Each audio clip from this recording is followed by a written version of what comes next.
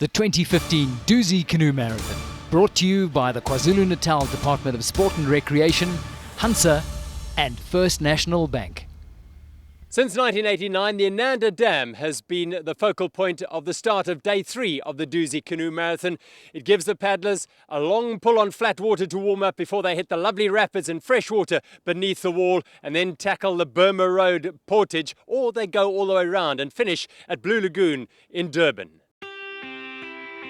The third and final stage into Blue Lagoon in Durban is 36 kilometers long. It starts with 4 kilometers across the dam. Then there's a really fun section of river and good full river as well, before all the elite paddlers will take out for Burma Road. There is the option of going around Burma Road, some more tricky and dangerous rapids, then 1 or 2 tests before the long flat water haul into Durban. So 6 a.m. bright and early start for the reversed order format, which has taken root in this race in recent years. Now B batch onwards gets the privilege of getting down to Inanda Dam bright and early while the elite paddlers get a sleep in. But a real nervous buzz around the ground. Having said that, the paddlers look forward to the final day because this is the downhill stretch into Durban. They know that the race is finished once they've completed this stage, and they also have the luxury of riding the wonderful clean water from Inanda Dam. It's a serene start, but the 4 kilometers of flat water across the dam belies what waits below the dam wall.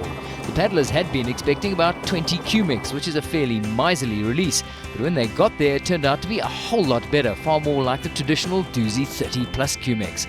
So as the batches streak across in formation below the Tops Needle rock pinnacle, which used to be one of the hallmarks before this dam was built, a little bit of water coming out of the dam, and that's exactly what the paddlers needed to see as they wound down the dam wall portage, knowing that they were in for some crisp cold water and some real excitement in Tops Needle, the first rapid immediately below.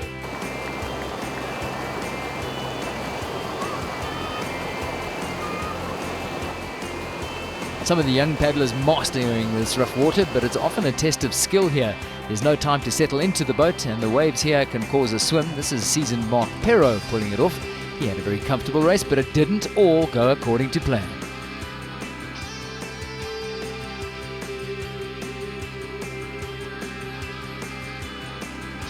A hectic way to start your day. So as the paddlers all the way down to the back batches made up 2 hours of paddling on the clean cold Umgani, they were able to enjoy basking in the limelight, the leaders having to take a back seat for a change. The stand-up paddleboarders, all 10 of them in the event, that's an increase on 4 in the year before, having an absolute whale of a time. Many of them from overseas, a K3 shooting the nasty rapid Island 2 at the closing stages of the paddle around Burma Road. This is the ideal way to end the Dusi. The water in the Umgani crisp and cold, heaving, plenty of technical demands, but thrills and spills aplenty. Any paddler would leave a stage like this with a big smile on their face, and that is the perfect way to end the Dusi Canoe Marathon. So while the rest of the field made their way down towards the flat waters that make up the last 45 minutes of the paddle into Blue Lagoon and the finish of the Dusi Canoe Marathon, it was time to focus back on Inanda Dam. The elite paddlers were suddenly getting called into the pounds. The reversed order start, and this was where the final roll of the dice would come for the hot guns. I think my mindset going in today is just to try and conserve second. Andy's got 5.5 minutes ahead of me, so that's a massive buffer. Unless he makes a huge mistake and wraps his boat, I think he's got that pretty much wrapped up. Well, there's no point in me holding back on Burma at all. For me to get in on the side of Burma first is the goal. If I can get in first and try and shoot pump house and get clear of that, if I'm on my own then I'm fine. But I just got to keep Lance off my heels. Yeah, but I'll go as hard as I can. I'll try to do my best going up over Burma. Anything can still happen to anyone, so I can't give up now because this is the last day today. So I have to push and put everything I have. 10:45 and Andy Burkett as the overall race leader gets set off in elapsed time. He's got about 5 minutes in the bank here, but he knows he's got 2 chasers behind him that are capable of doing something really special. Lance Kime being set off 5 minutes behind him, the defending champion, and he would love to try and at least narrow the gap on Burkett to give himself a chance. Remember, it was his consistency that got him the title in 2013. And then this man is pocket dynamite, Sponello Kwela. He knows that the run over Burma Road is going to be his trump card to play today. Andy Burkett on the run around the Inanda Dam wall. These runs are crucial. There are not many portages on the day, the major Burma Road one being the key one, but there's an opportunity to make time before they get down to the Umgeni River. Lance Kime, big seconding team in attendance, some trouble getting some water out of his drinking system, and then Sponelo Kwela, such a popular character in this valley, so he gets huge support, not only from his seconds, but from those around him. Andy Burkett slots into what is called Granny's Pool, and that gives you a sideways entrance into the big Tops Needle Rapid, and here's a great view of him heading into the river. Some casualties already wrapped around the rocks, but this is all going according to plan for Burkett. He's meticulously planned the stage. He knows there's an opportunity here in the technically difficult water to stretch the gap over Lance Kime if he starts playing it conservative. Lance Kime taking a slightly more central route down Tops Needle. The Marty's paddler not afraid to take the big risks here. He has to try and make sure, one, that he closes in on Burkett, but two, importantly, that he keeps Kwela, who's now heading into Tops Needle, off his rudder. Sponelo Kwela, a little frustrated after his race. He was hoping to be closer in contention. The frustration of those cramps on the first day really set him back, and he's battled to recover from that. Maybe the opportunity of running Burma Road, which he owns, it's a piece of real estate that he could almost put his name on, could change his entire race. Andy Burkett up front, meanwhile, is making mincemeat of the Umgeni. Even though it's full, he knows the river at this level, and he is charging away. The crowds waiting at the bottom of Umzinyati Rapid are ready to greet him, and there's a sense in the air that this is the 2015 champion in waiting. It's almost a procession for Burkett now. Meticulous line, he drops into the calm tongue of water that'll take him through Umzinyati Rapid, and the crowd knows a great piece of paddling when they see it. Umzinyati Rapid is one of the rare opportunities to get splits on the paddlers before they get to Burma Road. And the splits here show that Andy Burkett has extended his lead over Lance Kime by 20 seconds. Sponelo Kwela, however, is charging. He seems to be thriving in the rough water, and he too is homing in on Lance Kime, who is suddenly a young man under serious pressure. There's Tulani Mbanjwa behind him. He's in fourth, the last of the so-called Fantastic Four. Everybody knew Andy Burkett was going to run over Burma Road. That was an open secret. The question is just how quick could he do it? He's got an injured right ankle. You'll see it's still heavily strapped. He's also carrying that rib injury, which is going to be uncomfortable to say the least. But he's going to need to run this hill in something around 26-27 minutes if he's going to maintain the lead that he's got at the stage. And it is a torturous, steep path up the hill. Fortunately for Burkett, the forecast high temperatures were not in attendance. It was still a blissfully cool and overcast day. A classic chopper shot to the clean water of the Umgeni. Lance Kime, a man under pressure from the front and the back as he heads out to the takeout for Burma Road. He's no muggins when it comes to running with the boat, but behind him is the man who has defined this art in the recent years of the Dusi. So a quick exit here and getting out onto the road and into the path that goes up through the steep bush towards the top end of Enanda is vital. Andy Burkett gets to the top, and the local community has really taken ownership of this section of the race. There's often a lot of cheering from the households all the way around him, and Andy Burkett, it's deceptive, but he really is managing to run all the way to the top of the hill despite that injured ankle.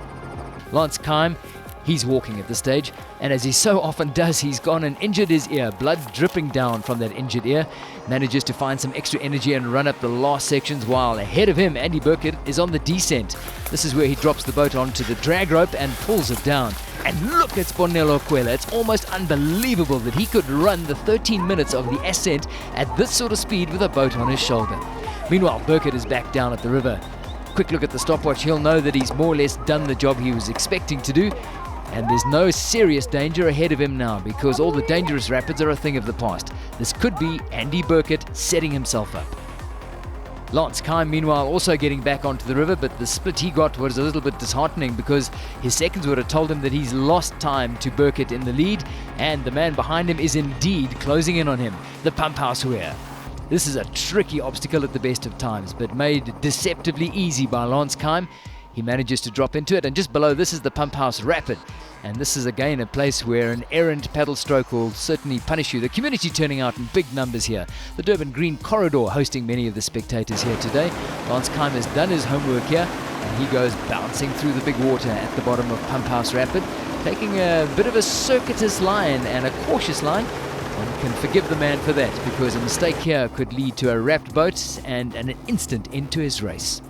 Sponelo Kwela, remember, he swam here 2 years ago, just when it looked like he had the 2013 race in the palm of his hands, but he too is being cautious. Great lines down the right-hand side, staying away from the stopper waves. This is actually the quick line, even though it looks like he's avoiding the fun of the waves. But up front, Andy Burkett is now heading towards the tidal estuary.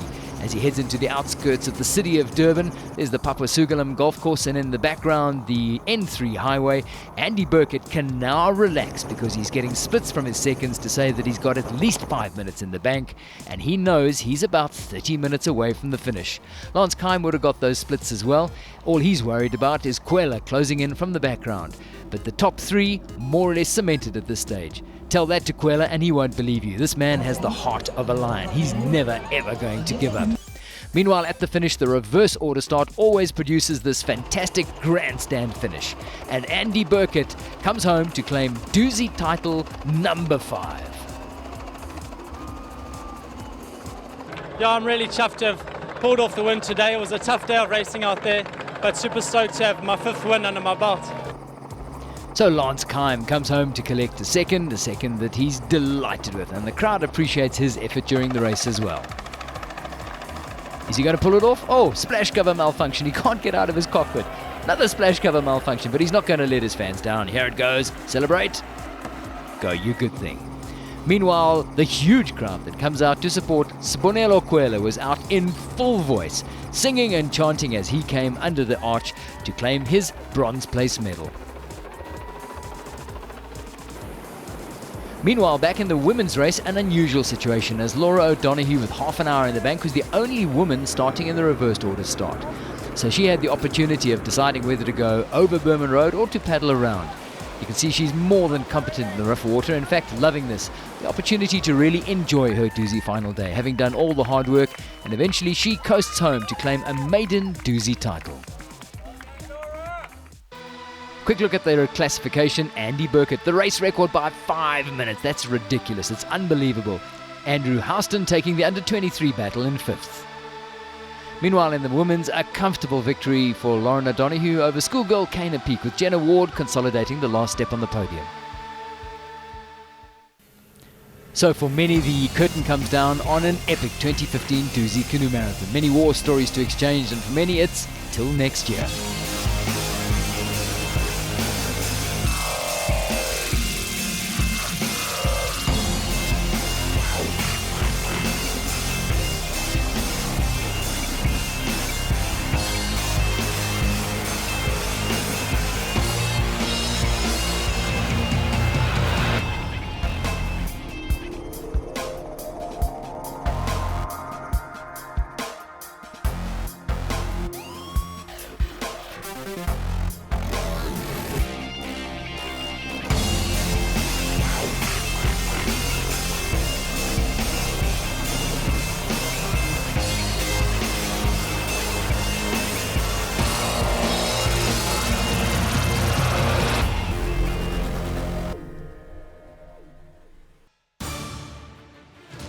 The 2015 Dusi Canoe Marathon, brought to you by the KwaZulu-Natal Department of Sport and Recreation, Hansa, and First National Bank.